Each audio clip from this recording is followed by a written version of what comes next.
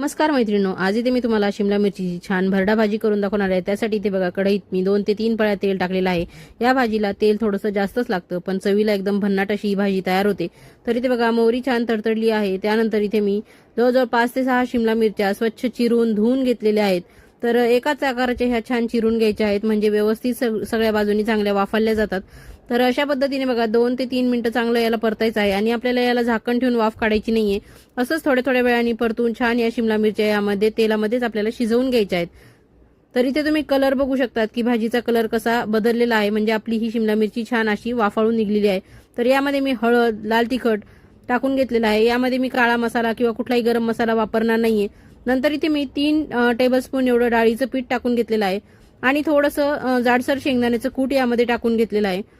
तर नंतर यामध्ये आपण चवीपुरतं मीठ टाकून घेणार आहे। तर अशा पद्धतीने हे सर्व साहित्य टाकून घेतल्यानंतर याला व्यवस्थित आपल्याला एकजीव करून घ्यायचा आहे।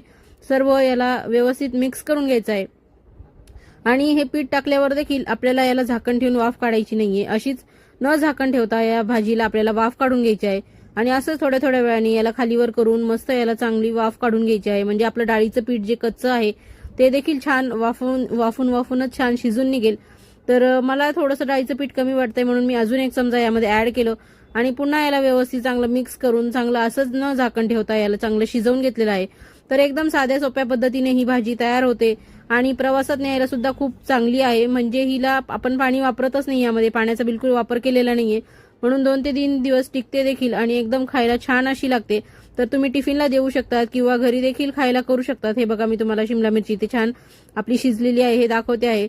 तर अशा पद्धतीने नक्कीच तुम्हाला जर ही भाजी मी केलेली आवडली असेल तर तुम्ही सुद्धा ट्राय करून बघा आणि माझी केलेली पद्धत जर तुम्हाला आवडली असेल तर नक्की तुमच्या घरी सुद्धा एकदा अशी ही शिमला मिरचीची भरडा भाजी करून बघा। तर इथे बघा मी कोथिंबीर टाकून घेतलेली आहे आणि आता आपली ही भाजी खाण्यासाठी रेडी झालेली आहे। तर अशा पद्धतीची शिमला मिरचीची भरडा भाजी माझ्या मावशीला खूप आवडते, त्यामुळे मी सुद्धा आज ही भाजी करून बघितलेली आहे। तर नक्कीच तुम्ही कलर बघून बघा किती छान दिसती आहे।